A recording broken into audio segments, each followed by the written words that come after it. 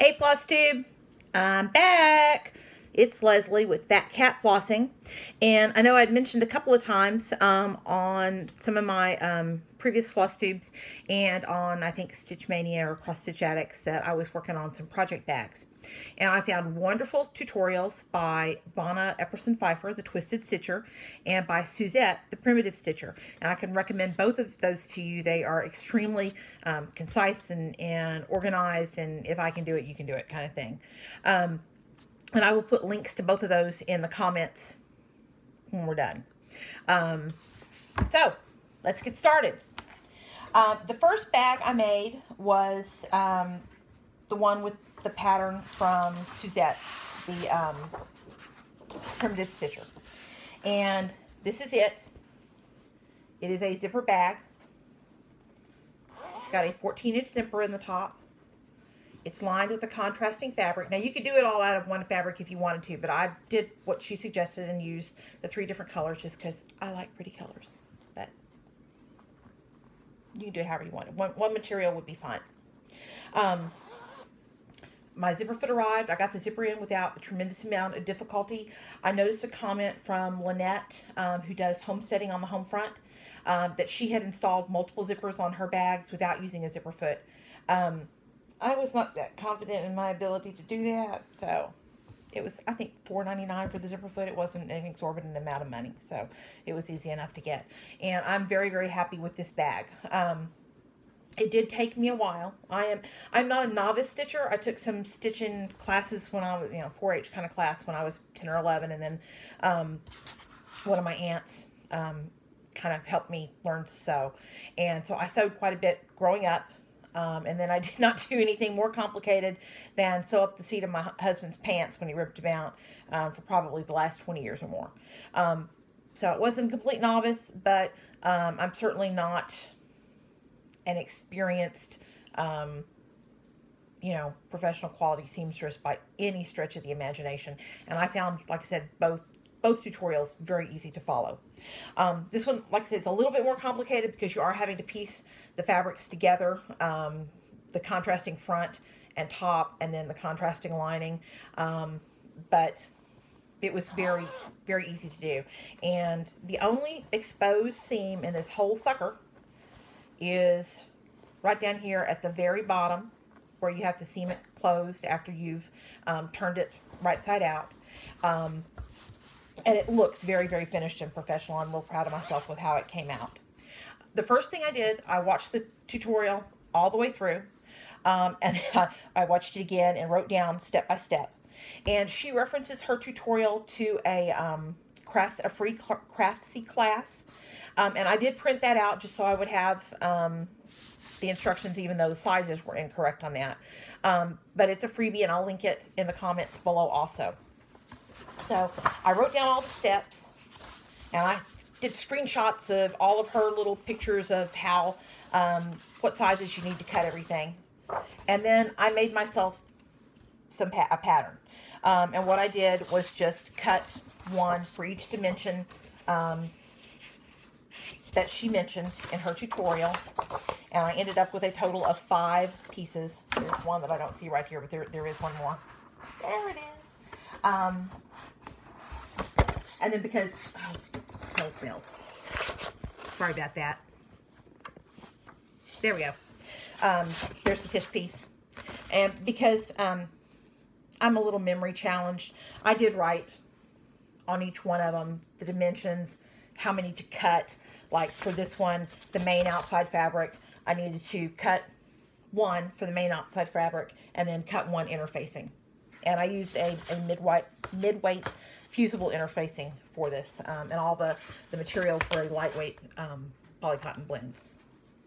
So this made it real easy. I do use a mat cutter and a rotary cutter to cut with, and I just laid the material down on my mat, held this down on top of it, dipped it right along, worked like a dream. That part was very easy. Other than that, it was just following step by step the instructions in her tutorial. It was a little challenging to do the thing where when she gets to the part where you unzip it halfway. My big fat hands, because I've got man hands, man, I've got big hands. I had a little bit of a hard time grabbing a hold of the zipper to pull it back up to the other side of the zipper, but other than that, no problems whatsoever. And I don't know if those are going to show up on the video, but my husband is texting me, so if you see little messages show up, ignore them, because as usual, I forgot to put this in airplane mode. But anyway, this probably took me 3 hours, give or take. I feel like they'll go faster, because I do plan to make more, but I feel like they'll go much faster once I'm comfortable with the, you know, step-by-step doing it. And like I said, real happy with how it came out. The next tutorial I did was the one by Vonna Epperson Pfieffer, the Twisted Stitcher, and I did the same thing with hers. Watched the video all the way through, wrote down the key points, made myself a pattern like what she did, and it just says, yeah, I need to cut one each of the front, the lining, and the interfacing. And I made mine, I think, the same size that she made hers. You could, on both of these, adjust the sizes however you chose to suit your needs. You could do it smaller, you could do it bigger, whatever floats your boat. This one was so easy to do, with one exception. I think I'd mentioned that I have a fairly cheap, not super high grade, not fancy in any way, shape, or form kind of sewing machine. It's a Genome base model kind of thing. I mean, it's a straight seam and it zigzags, but that's about what it does. And in Vonna's tutorial, she recommends using the fusible fleece, which I did with the first one that I made. But I had real trouble on my machine, and this is the first bag I made.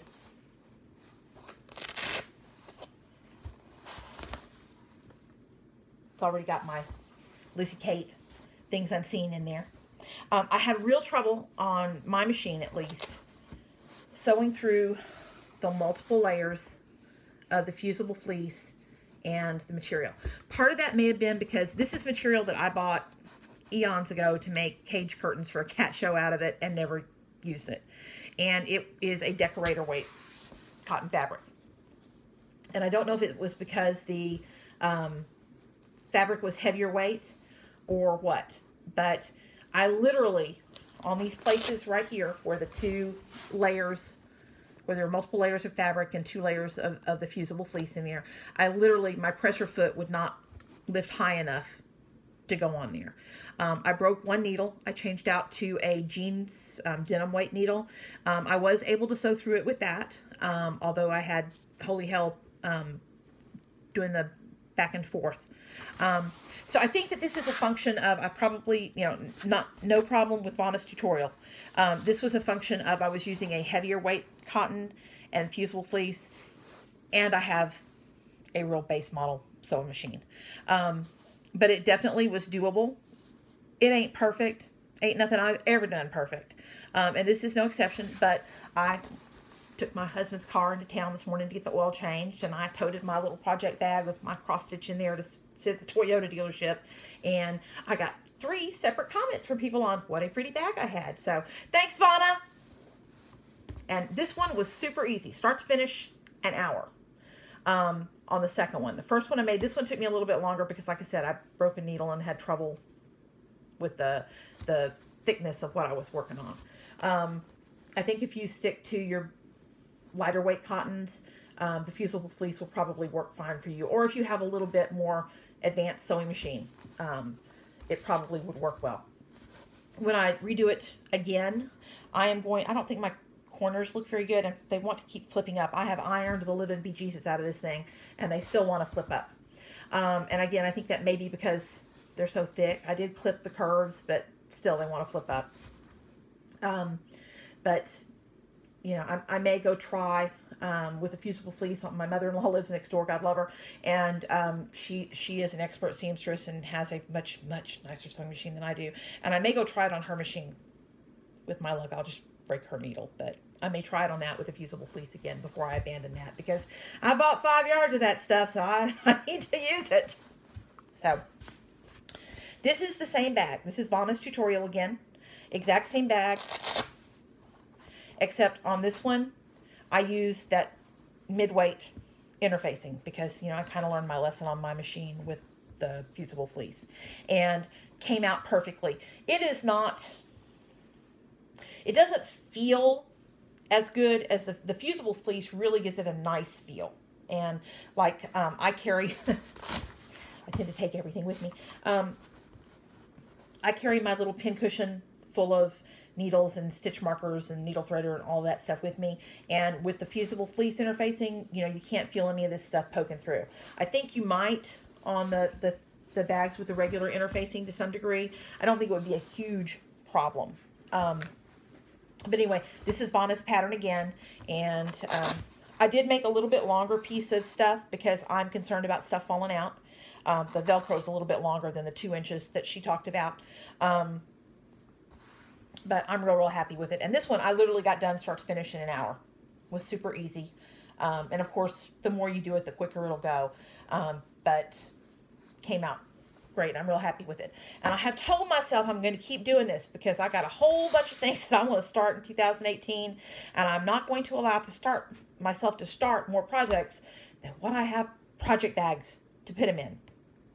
The good news is the last time I went to Joann's, I bought a boatload of material. So I'll be making some more project bags. And I'm going to make them from both tutorials again. I like both of them. I kind of like this one for a little bit bigger stuff because I did size it or double check the size. I can get a full size, you know, if you have 8.5 by 11 size pattern leaflet, it will fit down in here with no problem whatsoever. So here's my next project. This lovely threesome is going to be for the next zipper bag, which I'm going to attempt after this. And then this, I wonder what I did with the... Oh, there it is. There it is. This is going to be for another one of the Vonna tutorial bags. So I'm going to make a couple more. Hopefully I'll get them done today. If not, they'll probably be late this week, possibly even next week, because tomorrow's got to be cookie making day. Not really looking forward to that, but you know, it's a tradition. I got to do it. So that's what's coming next. Now, I mentioned that I had made the first Vonna tutorial bag out of some decorator weight fabric that I had bought to do cat show curtains a million years ago. Well, I have, I think, 2.5 or 3 yards of both the exterior print and the one I use for the interior print. And they're 2 coordinating prints. And since I have so much of both of them, I'm going to give away enough to make a bag. And I think you could make the tutorial from Suzette, the primitive stitcher. I think there would be enough to make one of those bags out of this too. You would just need to add, you know, the zipper to it. And there is fusible fleece included with both of these because, again, I bought a bunch. But I'm going to give away 2 sets of material. And they're identical. I just wrapped them, you know, with this one on the outside on this bundle and this one on the outside in this one. So I am going to give away 2 sets of material to make project bags with. Rules on this giveaway: I'm the owner of this stuff. It's not sponsored by anything else. You must be 18 years old and a resident of the U.S. to enter. And all you've got to do to enter is subscribe to my FlossTube channel and comment below, yes, I want to make a project bag, or wow, how hard was that, or whatever you want to say. Hey, you, what you doing, Goofy? I don't care. Some kind of comment, and you know, like the video, subscribe, like the video, and comment. And again, I will use a random number generator. And let's say I'm going to pull these on a week from Friday. How's that? I think that's the 30th. So I'll just assign numbers to everybody's comments and then use a random number generator to pull out 2 sets of stuff to make a project bag of your choice of tutorials from. And I'll link those tutorials below. And if you have any questions about anything that I've said, please feel free to ask. I'll do my best to answer. I might know the answer, I might not, but I'll search it out if I don't know. How's that? And I thought I would do one little fun thing with y'all. Excuse me 1 second while I get a drink. I don't know if I mentioned Well, I know I mentioned we moved a year ago. And I had a bunch of stuff that had been in storage since the end of 2007. So a long time. And boxes and boxes and boxes of crap that had been in a storage unit and in South Texas, and that becomes pertinent in a minute. And we moved all that stuff up here because I just didn't have time to go through it all before we moved.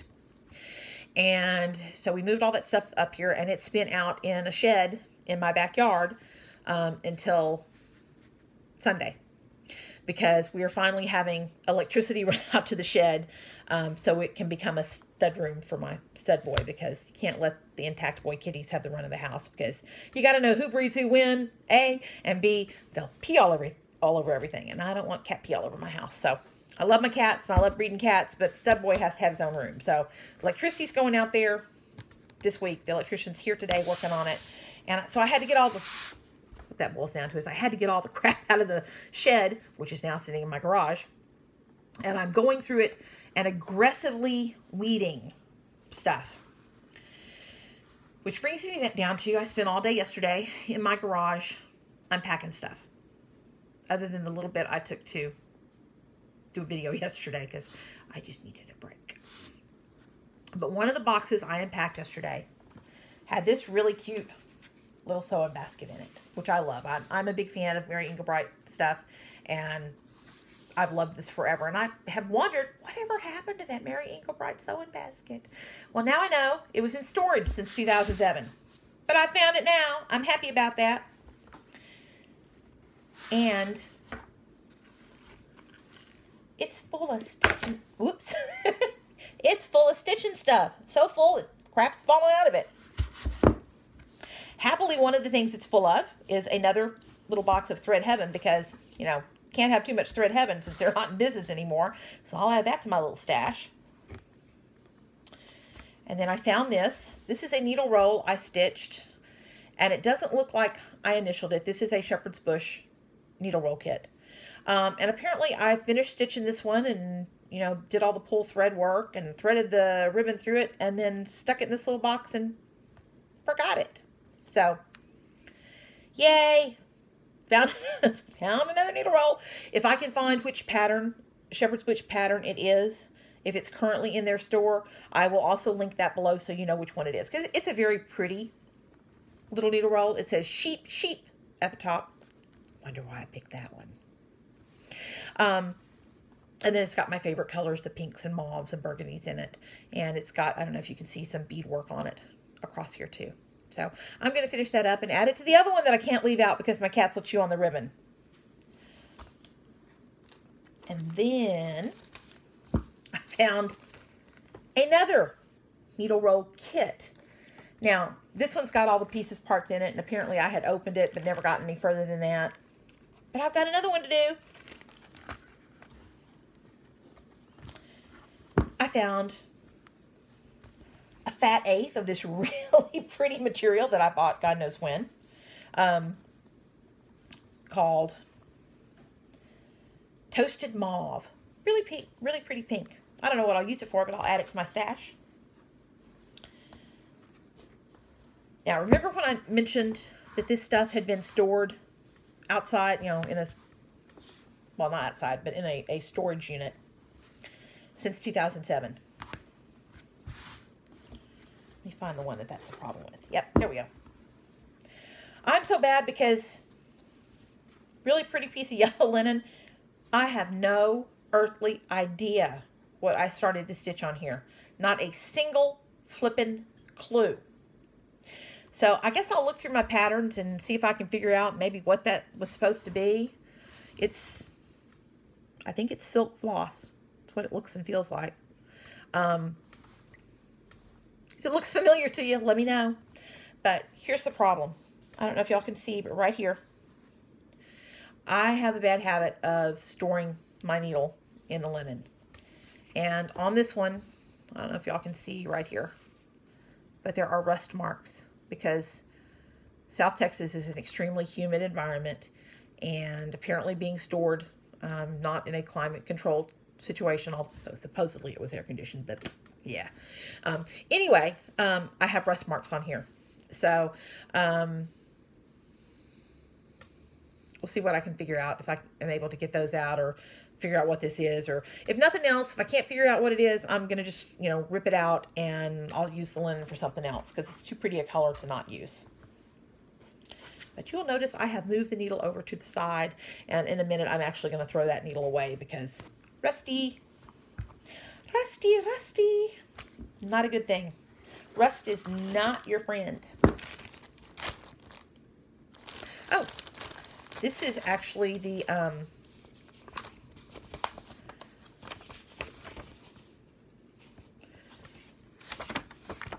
contents, the leftover contents of the pattern and everything for the that needle roll that I've got all done except for the stuffing.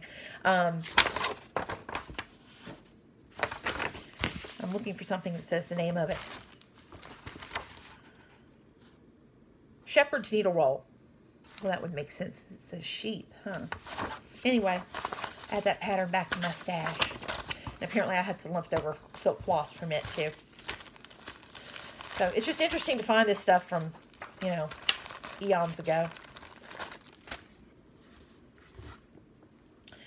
And here is Silken Colors. This is what's stitched on that yellow fabric that I have no clue what the pattern is. But there's some pretty Silken Colors thread. I have to add to my stash too. And then last but not least, this is Mother's Heart from Shepherd's Bush. And I had started stitching this before my mom died. And then she passed away and I never finished it. But there it is. And I think I'm going to go ahead and finish it up and give it to my mother-in-law because I love her so dearly. And, you know, Mother's Heart pattern talks about how dear the mother is to the children. And JJ is just that dear to me. So I'm going to finish that up. I do know where the pattern is. Why it wasn't in here with the other stuff, who knows? And then there was just a bunch of little miscellaneous stuff that I really don't know why. But there's all these little Mill Hill treasures, which for $1.56 a piece, I figured they, you know, had been around for a while. There's like 6 or 7 different ones. So I'll add those to my stash too. So anyway, that was a very happy little surprise for me to find. I was thrilled about that. Oh, and 2 more pair of scissors. I don't know if they're still sharp or not, you know, since they were stored in the crappy storage too. But you can never have too many scissors, right? So anyway, that was my happy surprise for today, was to find that little box and find this stuff in it. And hopefully I'll be able to get the rust stains out of that one that's marred. Y'all cross your fingers for me on that. But as always, thanks so much for watching, you guys. I sure do appreciate it. I appreciate all the nice comments, and the fact that I'm up to over 200 subscribers just blows my mind. Y'all please keep watching. I don't know that I have all that much to offer, but I'm thrilled to blither on about it. Don't forget, giveaway for Project Bag Fabrics.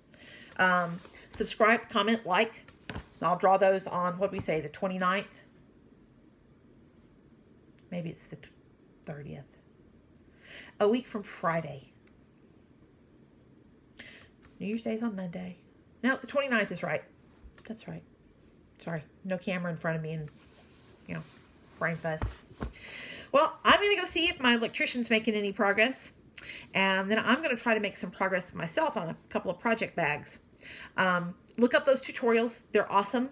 Y'all are probably way ahead of me on this thing, but, you know, I'm just thrilled to have found them and very happy with what I've done so far.